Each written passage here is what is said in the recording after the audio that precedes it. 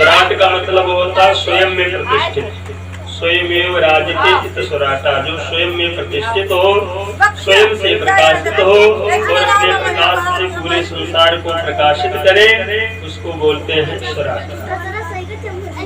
तेन ब्रह्म हृदय याद कवये, जिस वेदार्थ ज्ञान को, जिस वेद के ज्ञान को जानने में बड़े बड़े संत महात्मा मोह को प्राप्त हो जाते हैं और वेद के ज्ञान को यथावत रूप से जान नहीं पाते, उस वेद ज्ञान को हृदय संकल्प, मात्र हृदय में संकल्प करके ब्रह्मा जी को दिया।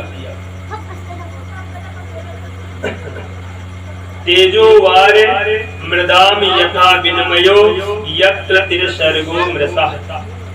जैसे कभी कभी हम लोग जेठ के दोपहरी में आप रास्ते पे चल रहे होते हैं तो सूर्य का किरण इतना तेज होता है कि कुछ दूर पे हमें लगता है कि जैसे जल भरा हो सड़क पर, लेकिन जब वहां पहुंचते हैं तो लगता है थोड़ा और आगे, वास्तव में वहां जल होता नहीं है। सूर्य के किरणों के प्रभाव से हमें ऐसा प्रतीत होता है। उसी प्रकार से जो यह सृष्टि है, जागृत, स्वप्न और सुषुप्त, यह परमात्मा के अधिष्ठान सत्ता से हमें सत्यवत प्रतीत होता है, पर यह सत्य नहीं है। क्योंकि मैंने कल आपको बताया सत्य की परिभाषा है जो कभी मिटे ना, और हम लोग देखते हैं बचपन से जानते हैं, एक दूसरे से मिलते हैं और हम कहते हैं सत्य बोलना झूठ मत बोलना, मतलब हमें लगता है आप भी सत्य हैं हम भी सत्य हैं, लेकिन हम लोग सत्य नहीं है। परमात्मा की कारीगरी है। आज इन्होंने जन्म दिया, पालन पोषण कर रहे हैं, एक दिन यहाँ से जाना भी होगा। तो हमें यह संसार सृष्टि सत्यवत प्रतीत होती है उस परमात्मा के सत्ता की वजह से, परंतु है या मिथ्या, सत्य नहीं। भावना स्वेन सदा निरस्त, और यह हमें पता कब चलेगा, जब हमारे अंदर से अज्ञान मिट जाएगा और हमें अपने आत्मा का ज्ञान होगा, तो यह जो सारा संसार का भ्रम है स्वयं ही मिट जाएगा, निरस्त हो जाएगा। सत्यम परम धीमहि, ऐसे परमात्मा जो सृष्टि को जन्म देता, पालन करता, जिसके अधिष्ठान शक्ति से यह सृष्टि सत्यवत प्रतीत होती है पर सत्य है नहीं, उस परमात्मा को, उस सत्य को हम प्रणाम करते हैं।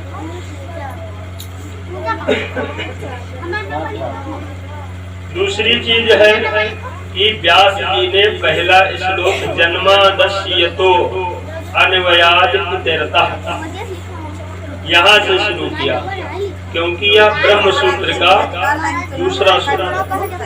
पहला सूत्र है अथातो ब्रह्म जिज्ञासा और दूसरा सूत्र है जन्मादस्यतो। व्यास जी यह संदेश देना चाहते हैं ब्रह्म सूत्र से शुरू करके कि इस पुराण में जितनी भी चर्चाएं आपको मिलेंगी सब भगवत संबंधी होंगी, ब्रह्म संबंधी होंगी, अतिरिक्त चर्चाएं नहीं होंगी। और धीमहि कह करके उन्होंने माता गायत्री का भी गान कर लिया। तो ऐसे जो परम सत्य है उस सत्य स्वरूप परमात्मा को हम प्रणाम करते हैं, क्योंकि सत्य ही धर्म है और धर्म ही सत्य है, और सत्य ही परमात्मा है और परमात्मा ही सत्य है। क्योंकि सत्य के अलावा कुछ यहाँ रह नहीं सकता। जो कुछ भी आपको दिखता है आज है कल नहीं रहेगा, केवल एक अधिष्ठान शक्ति है परमात्मा की, वही प्रमाणित रहेगी। संतों ने कहा और कैसी है कथा, धर्मः प्रोचित केतमो अस्य परमो निर्मत सराणाम सतम वेद्यं वास्तवमत्र शिवदं तापत्रयोन्मूलनम्।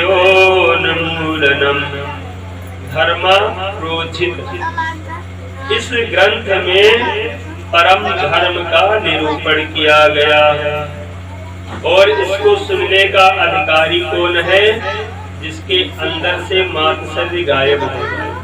मात्सर्य का मतलब क्या होता है कि ईर्ष्या, हमसे वो आगे निकल गया। भले हम उससे आगे ना जा पाए, लेकिन वो किसी प्रकार से हमसे पीछे हो, ये जो ईर्ष्या दोष है, मात्सर्य है, दूसरे के सुख को देखकर जलन होना और दूसरे के दुख को देखकर सुखी होना, जिसके अंदर से यह भाव निकल जाए, वास्तव में वही भागवत सुनने का सच्चा अधिकारी है। ये कथा है कैसी? वेद्यम वास्तव मत्र वस्त शिवदम। शिवदम, शिवदम का मतलब क्या होता है? शिवम कल्याणम ददाति इत शिवदम, वह जो कल्याण देने वाली। भागवत की कथा कैसी है? कल्याण देने वाली, दुखों को मिटाने वाली।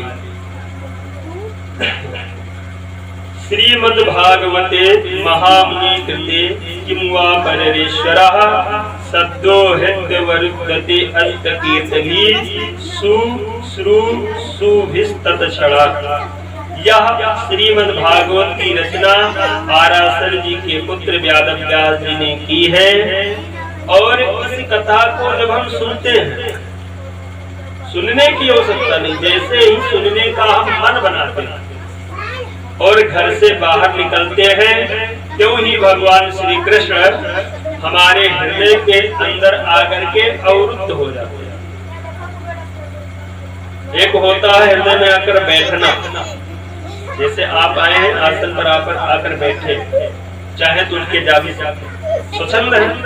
एक होता है कि आपको अवरुद्ध कर दिया गया है, मतलब आपको जबरदस्ती बिठा दिया गया, 4 लोगों को लगा दिया गया, किसी प्रकार से आप यहाँ से जा नहीं सकते। तो उस प्रकार से जब जैसे हम भगवान की कथा सुनने का मन बनाते, सुनते नहीं मन बनाते हैं केवल, तो भगवान हमारे हृदय में आकर के अवरुद्ध हो जाते, निकल नहीं पाते। ऐसी भागवत कथा की महिमा है। तो जो लोग प्रत्यक्ष रूप से जा करके भगवान की चर्चा को, कथा को सुनते हैं, फिर उनके पूरी का क्या है। और कैसी है यह कथा? निगम कल्प तरोर गर्दितम फलम, निगम रूपी कल्प वृक्ष, उसका पका हुआ फल है भागवत कथा। सुख मुखाद अमृत द्रव्य संयुतम। और कैसी है यह कथा? अमृत द्रव्य संयुतम, अमृत के समान है। संतों ने कहा कि यह आपकी रचना है, तो अपनी रचना को हर आदमी अच्छा बताता। अपना बालक छोड़ा, अगर उसके दोनों आंख भी ना हो और कोई अंधा बोल दे तो बड़ा बुरा लगता है। और दूसरे के बालक को थोड़ा कहीं चोट भी लग गया हो तो उसको अंधा कहकर बुलाने में बड़ा मजा आता है। तो अपने को तो सब अच्छा बोलते हैं, आप कहते हैं अमृत के समान है, और हम कैसे मानते हैं? आपको कोई सामान बेचना है मार्केट में तो आप उसको अच्छे ही बताएंगे, लेकिन हम कैसे मान लें? तो व्यास जी कहते हैं क्योंकि सुख मुखाद, इसमें सुखदेव जी का मुख लग गया। सुख मतलब होता तोता, तोते का मुख लग जाए जिस फल में, गारंटी है वह फल मीठा ही है। अब कई बार हम लोग देखते हैं, जैसे हमने यहाँ सुना कि जिस फल में तोते का मुख लग जाए मीठा होगा, तो कई बार हम लोग देखते हैं कि कच्चे आम में भी तोते का मुख लगता है। तो कच्चा आम तो मीठा नहीं है, खट्टा होता है। लेकिन उस वृक्ष पर जितने आम उस टाइम में होंगे कच्चे, उन सब में वह मीठा होगा, जिसपे तोते का मुख लगता है। तो सुखदेव जी का मुख लग गया है, इसलिए इसमें जो रस है वह अमृत के समान होने। तो जब अमृत के समान रस इसमें भरा हुआ तो इसको क्या करें? तो व्यास जी कहते हैं पिबत भागवतम रसमालयम, इसको पीजिए। कब तक पिए? मुहुरहो रसिका भूमिभावकाहा, बार बार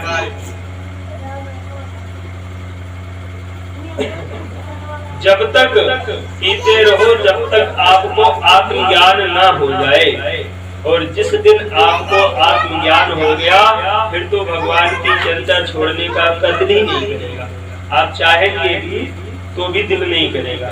जैसे आज हम गृहस्थ में और कोई हमसे बोले ना बोले, लेकिन बच्चे को वस्त्र की आवश्यकता हम ला करके देते हैं, बच्चे को भूख लगती भोजन की व्यवस्था हम करते हैं, क्योंकि पूरी तरीके से हमने अपने मन मस्तिष्क को गृहस्थ में लगा रखा है।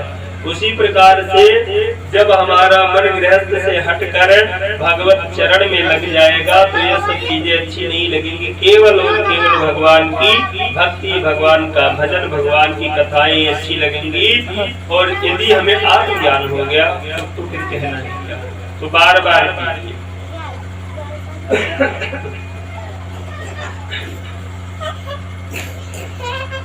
अभी आजकल कथाएं भी बहुत होती, हम यहाँ कर रहे हैं, कोई वहाँ कर रहा है, कोई वहाँ कर रहा है, नाना प्रकार की कथाएं चलती, लोग भी परेशान हो जाते। परसों तो मैं वहाँ सुन करके आया, वहाँ से पंडित जी यहाँ भी वही सुना रहे, क्या बार बार वही करना, वही 12 स्कंद, वही जो है 335 अध्याय, वही 18,000 श्लोक बार बार। लेकिन जो व्यक्ति ऐसा सोचते हैं या करते हैं, समझ लो उन्होंने कथा के रस को समझा ही नहीं, क्योंकि तुलसीदास जी ने लिखा है, राम कथा जे सुनत यघाही, रस विशेष जाना तिन नाहि। राम सिया राम जय जय राम, राम सिया राम जय जय राम। राम कथा जे सुनत यघाही, रस विशेष जाना तिन नाहि। राम सिया राम जय जय राम। बोले वृंदावन बिहारी लाल की। भगवान की कथा को सुनकर जो बोले कि बहुत सुन लिया, बहुत हो गया, समझ लो, और कथा के रस के भगवान के चरित्र को समझ ही नहीं। उदाहरण से समझो, डेली पैसे कमाते हैं, लेकिन कभी ऐसा लगता है कि बहुत हो गया। जितना कमा लो कम है। आज 1,000 आता और कल 1 लाख मिल जाए फिर भी कमी कर। क्यों? क्योंकि हमारा मन लगा ही उसी में, सब कुछ हमने पैसे को ही मान रखा है, इसलिए कभी लगता नहीं कि बहुत हो गया। तो उसी प्रकार से जब हम मन भगवान के चरणों में लगाएंगे तो कितनी भी कथाएं सुने कभी लगेगा ही नहीं कि बहुत हो गया, जितना सुनो कम।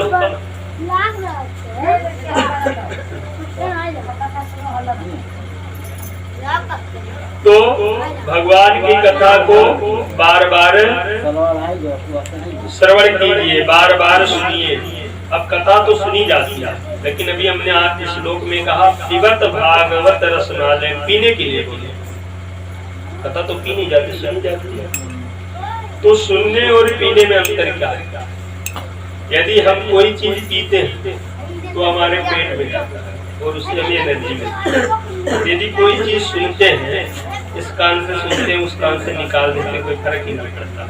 तो पीने के लिए इसलिए बोला है, मतलब है तो सुनना ही, लेकिन जैसे हम कोई चीज पी करके पेट में धारण करते हैं, उसी प्रकार से तन्मयस्क होकर कान के रंध्र से, कान के जो छिद्र हैं उनके माध्यम से कथा को श्रवण कीजिए, पीजिए और अपने हृदय में धारण कीजिए।